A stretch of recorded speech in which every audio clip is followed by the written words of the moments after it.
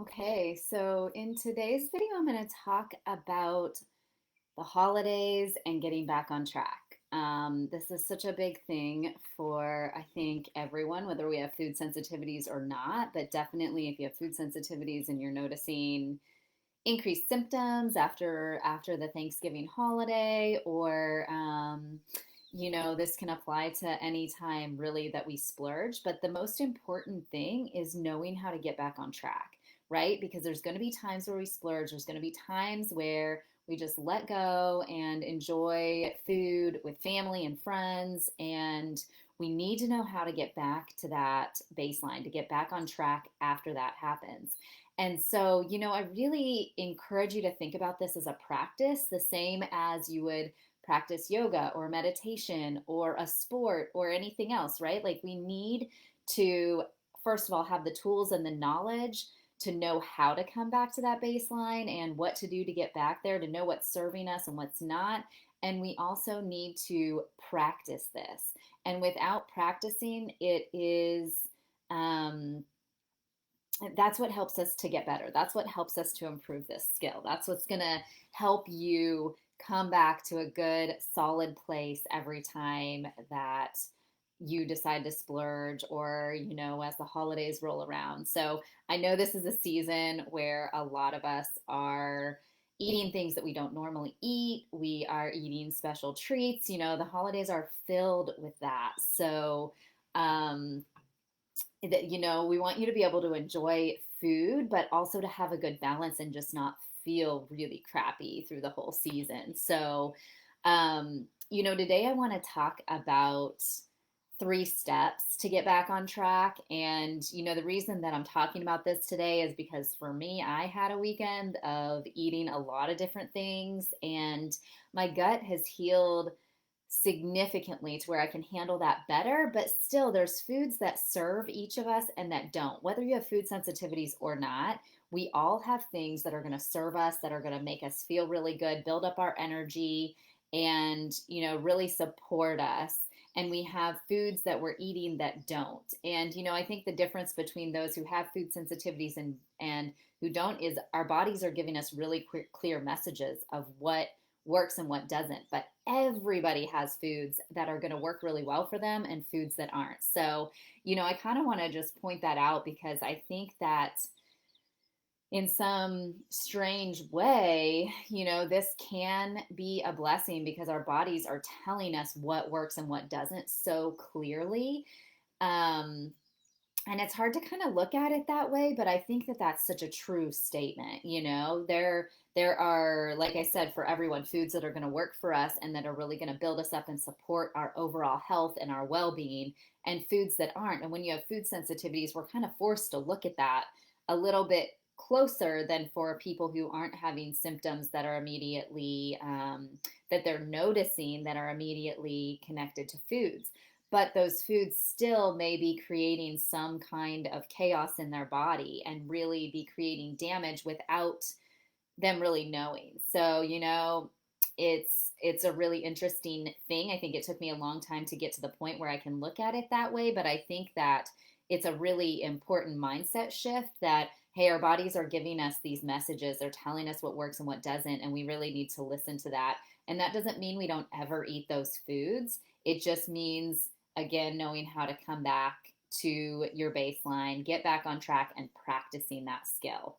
So, let's talk about how to do that because I need to do that today. And I don't know if you're there with me, but if you are, put in the comments that where you're at with this because, for me, I ate so much food. Like, the sheer quantity this weekend was a lot more than I usually eat, and different foods. I just wasn't eating as foods that were as healthy for me as I normally do. So, yeah, to start with, I think the very first thing is this mindset piece, right? Because we have to have our mind in a place where it's like, okay, I splurged. This is what happened. I'm having some symptoms or not, but I want to get back to feeling good. So it's that thinking, working with our thinking to have the desire to get back on track or to know that that's what we need. So, like, this is what happened. I went, I did this thing. This is how I'm feeling now. And now, what I need to do, I can take this in my control and be back and get back on track. But you've got to have the mindset to do that. And really the desire to want to practice that, so we can kind of go between these places, especially throughout the holiday season, of maybe having that treat that we wouldn't normally have and still being able to come back to a baseline. Now, for me, I still stay away from gluten and I really limit my dairy as well.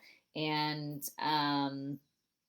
I can eat within that. I've learned and my family's learned how to cook within that. So even when we gather, we have a lot of options for gluten free and dairy free, and but then I splurge on a lot of other foods. I had a lot more processed foods this weekend and drinks and things like that that I don't normally have. So I'm tired today. I feel it. I feel like we just got back last night from my sisters, and I can just feel like my energy is kind of low, and I just don't feel like I have the normal oomph that I have. But if I have my mindset in the right place, and I know that, like, okay, now I'm home, I'm going to do these things. These are the things that are going to support me and help me get back to a good balance. And then, the next time it rolls around, when I make that choice to splurge and to really just not worry so much about food, I'll know how to do that again, right? So it's that constant balance of, like, okay,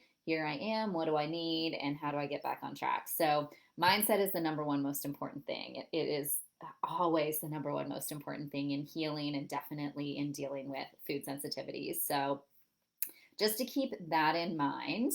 And number two is really eating foods to support you to get back to your baseline as quickly as possible, right? So so much of taking control of your food sensitivities is figuring out what serves you and what doesn't serve you well.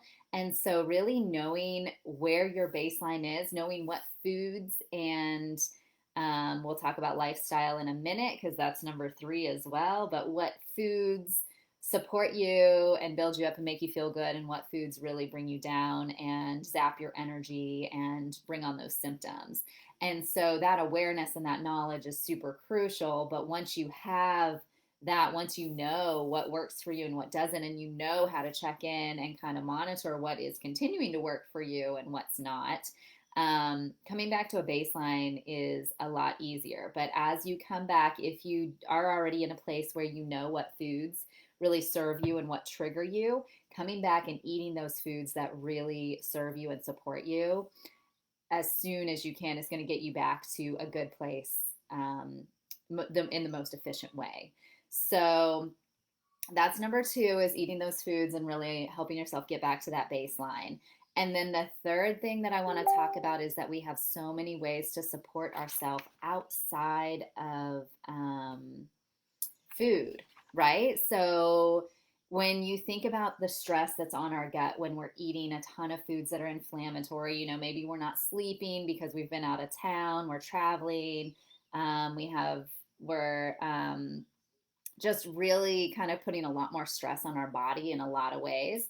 Anything you can do to come back to supporting your body and taking that stress off of your digestion and off of your gut is super powerful. So, we can talk here about, like, stress relief techniques, getting back into your routine, working with your sleep, really supporting yourself through self-care, because you can really compensate for some of what you've eaten by doing these other practices that are really good. And I mean, ideally, I guess we go away and we continue to do those things, but in real life, that doesn't always happen. Being with family and having a busy schedule, or really being out and about and doing things, does not always allow for that. So if you can do that when you're away as well, that can help you compensate, or when you're kind of more in holiday mode and being with people. But if not, just know that you can always do those things afterwards, and anything that you do in those areas can help to decrease the stress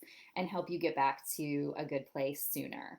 So those are the three things I wanted to talk about today. I think it's just really important to remember that all of us are going to have, whether, again, whether we have food sensitivities or not, we all have things that support us and things that don't. And so it's this dance between, um, nourishing ourselves through food and nourishing ourselves on a soul level and, on an emotional level and a mental level and mental health level. And really, being able to still connect with people, but eat and support our bodies in a way that works for us. And so we're all kind of at different phases in this journey, and this is going to look different based on, whether you've already figured out what you're sensitive to and you know how to feel good, or you don't. Now, if you're in that place where you don't know, like things aren't clear, you don't know what foods are triggering you, you don't know what lifestyle things are really supporting you,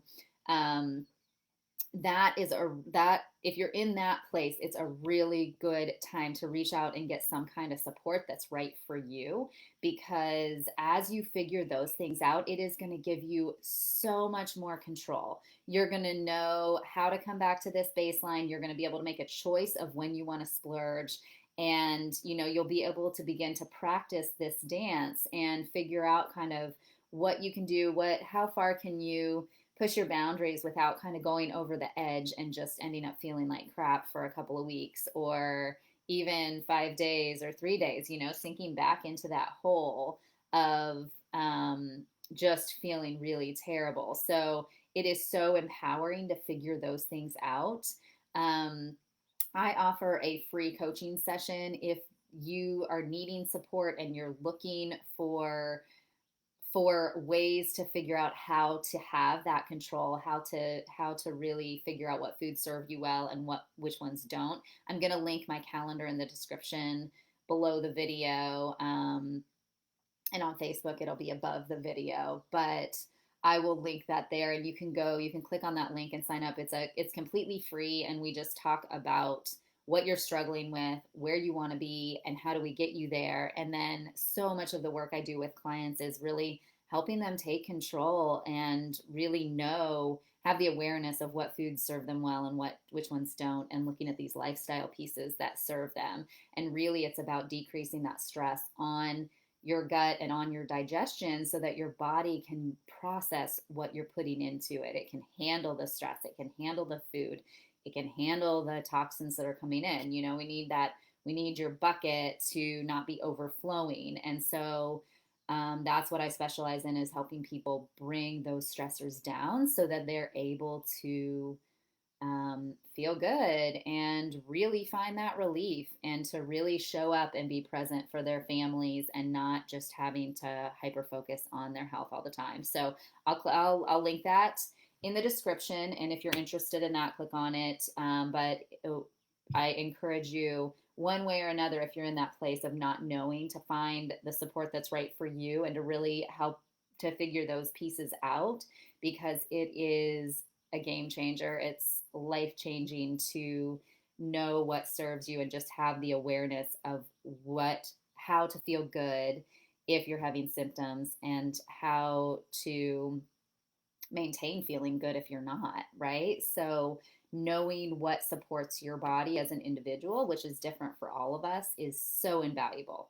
So I hope this has been helpful, and I'm going to focus today on getting back on track for myself, and really eating some foods that will support my body and kind of build my energy up, just because, like I said, we got in late last night, and just kind of feeling low energy, and just like my body needs a little bit of TLC and some self-care. So I hope you're able to do that today too. If you have any questions, feel free to reach out, and I'll look forward to seeing you guys in the next video as well.